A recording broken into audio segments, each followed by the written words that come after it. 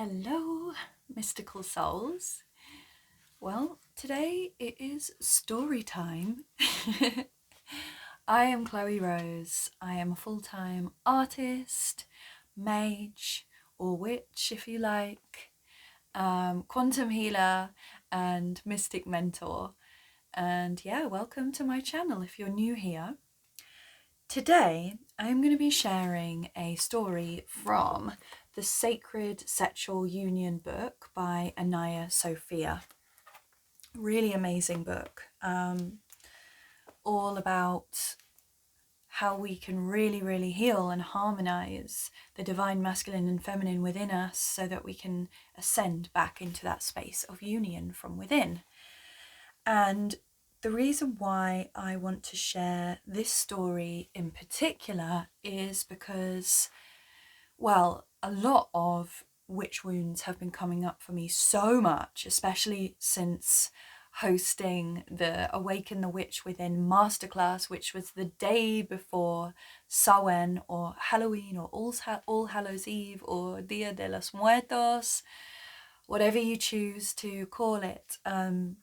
Since then, I have also been guiding others through one-to-one witch activations where we travel to past lives. But when you do this work, also a lot of it comes up from within as well. And in particular for me today, in the last week, a lot of these old timelines and stories of fear around success and fear around really being in my power were coming up a lot for me in the last week. And I was like, this isn't me. I've moved past this now. So I really sat with it today and I asked my guides, look, can you just show me what I need to know today? And they took me back to a past lifetime in Atlantis oh, hello Pippin. Hey sweetie. Took me back to a timeline at the fall of Atlantis, and this is about the story that I'm going to share today, because at this time is holds one of the greatest collective witch wounds that we have in humanity. in order for us to heal, if we choose, fully and completely, we may want to allow ourselves to travel back to these memories, and even just being open to acknowledge these memories can do so much to shift our consciousness. Shining the light of awareness on something can be such a powerful tool. So I wanted to share this story with you in my little reading corner in my workspace, which I don't actually use very often. Normally I read in bed, I must admit, but this feels like such a nice space, and Pippin obviously approves to sit and actually film content. So if you like this setup, please let me know in the comments. Yeah, and feel free to lay back or put your headphones on and listen to this story. And just as a trigger warning, this could bring up memories of past lifetimes, memories of masculine or feminine deep wounding for you. So this is just a warning for you if you don't feel that you are in the state or a place to receive this story and receive this memory. Perhaps pause now and come back to this video at another time. I want you to be aware that this could reactivate some memories or some trauma, some emotional trauma within you. So yeah, listen to your body, how you feel now in this moment as I'm talking about this, and just see if you feel receptive, if you feel relaxed, or if you feel a lot of fear and resistance coming up to the point where you don't feel like it would be a right time for you to receive it. Yeah, and I hope you enjoy this. Let me know if you enjoy. There are some other stories of healing. Yes, hello, within this book that I can share. So if you do feel that it's helpful and interesting for you, let me know in the comments. All right, here we go. So this is the story of the abuse of power in Atlantis, which is called Wisdom and Consciousness. Once upon a time, there was an ancient land called Atlantis, a place of elegance, evolution, and creative abundance, where a group of highly advanced souls were beginning to radically explore the boundaries of human understanding. Atlantis was fast becoming a place renowned for its evolved and highly sophisticated free thinkers who were on the cutting edge of discovery and experimental breakthrough. It was a time in Earth's history when the energies were naturally moving into a more masculine polarity. However, the civilization in Atlantis marked the first time that humankind had experienced one of these earthly cycles. Little did they know that the shift from one polarity to the other was a natural and harmonious wave of energy. This wave contained the opportunity to know and to embody the divine masculine principles, to know the truth of God and the laws of his universe. Within Atlantis, men and women who leaned more towards the masculine principle were entering a phase of development that was truly uncharted. There seemed to be a tremendous evolutionary spirit soaring through the fields of science, maths, and both the universal and biological laws of creation. The groups involved in these pursuits were consumed with a spiritual fire that began to sustain them from the inside.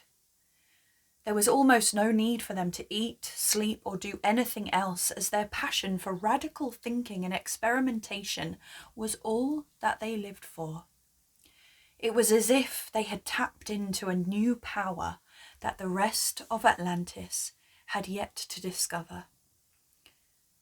As time passed, this hunger for more and more wild experimentation took root and grew.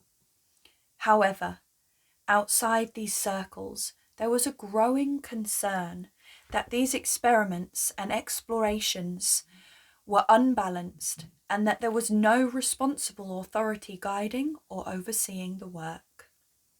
From within the main scientific groups, radical offshoots were springing up in an attempt to take the experimentation to the next quantum level. Often without permission, these groups would simply take it upon themselves to fund and oversee their work by trial and error until their visions succeeded in reality.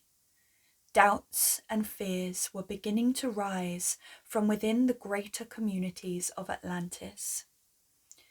People gathered behind closed doors as they whispered their concerns and feelings of unease. The people wanted to know exactly what was going on within the walls of these laboratories, where no one seemed to be overseeing the progress of these now highly secretive and powerful groups of scientists. The feminine principle in Atlantis, representing the people who worked with the land and found their spirituality within the elements of nature, began to look upon the masculine principle with a sense of dread and foreboding. She noticed how these people were abandoning their love for Earth and discarding their nature-based spirituality for what they were calling a new form of spirituality, science. These scientists were declaring that they were listening to the voice of God and they had become his special spokespeople. They declared that the old spiritual way, where everyone was equal and able to speak and listen to God, no longer existed. God can no longer be found within nature. God can now only be found within science. It is God leading this experimentation. He has appointed us as his priest to speak and act on his behalf. This was the voice of the masculine. These radical freethinkers were introducing a new form of spirituality, and for the first time in human history, the idea of a spiritual hierarchy was born on earth. This new religion stated that God could no longer be accessed through the old ways, and that if you wanted to connect with him, you would have to go through a priest of Atlantis. This was shocking and unnerving news to the rest of Atlantis.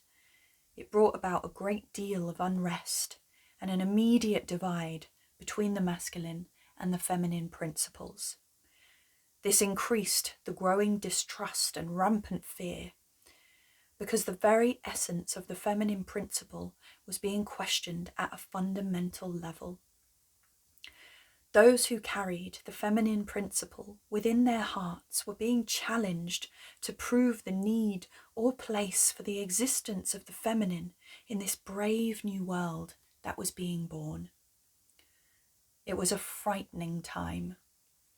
Dark clouds were beginning to gather as this masculine principle began to depart from its original balance and reach, distorted and destructive levels of power.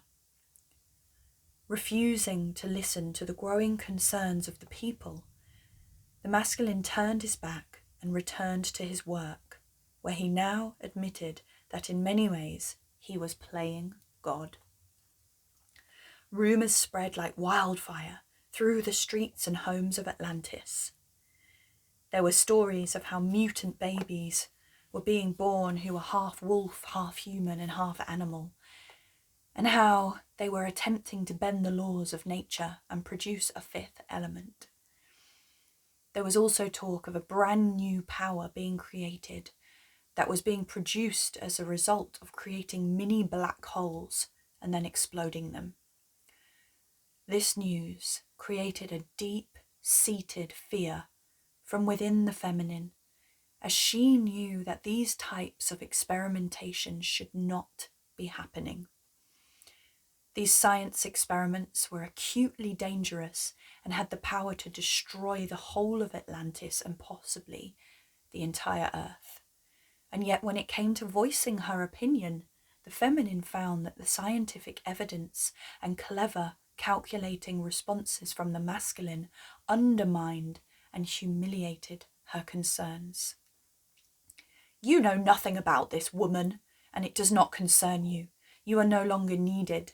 We have grown beyond your understandings, and your power is obsolete. Go back to your house and refrain from attempting to question our authority. You have no voice here." Whew. She was not only ignored, but ridiculed as well. This open mockery left her feeling powerless and without expression. She attempted again and again to look for ways into the heart of the masculine, with the hope that he would see sense and stop this misuse of power. The more she came forward, the stronger and more arrogant he became. Over time, she became silenced and in many ways seen as infertile, menopausal, and not needed anymore. The majority of people in Atlantis foolishly believed all that was being told to them and gave their power away to the priests of this new scientific god. Only a handful of people stayed true to the feminine and kept her ways alive. This handful of people powerlessly looked on, totally unable to speak of their concerns because nobody was willing to listen to them. The people of Atlantis had become blind to the power that was manipulating them, imagining it to be the voice of this glorious new evolutionary spirit that promised the earth in more ways than one. The feminine principle could see the distortion and the corruption, but she was unable to do anything about it, while the masculine basked in his own egoic glory. The feminine principle sank to an all-time low, while the masculine spirit soared to dizzying and macabre new heights.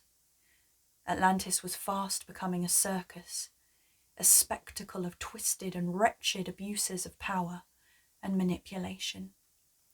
This once glorious land had become a hotbed of corruption and arrogance, a land of self-appointed demigods who developed a bloodlust for their own glory.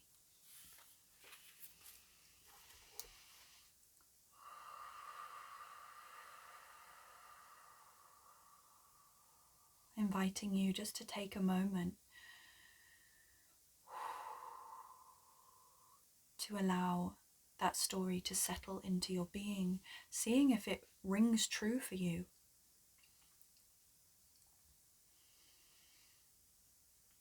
And if you choose to, you can choose to open yourself up to receive the memories imprinted on your consciousness, on your mind, and of the collective consciousness. And find those strands and those cords that connect you to this timeline.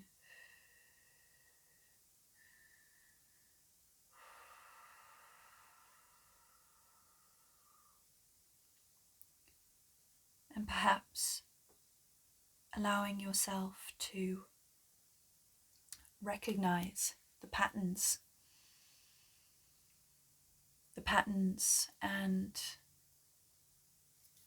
the parallels between this strong collective witch wound that we hold to where we are now in this present moment time in humanity, recognizing the parallels, the similarities, and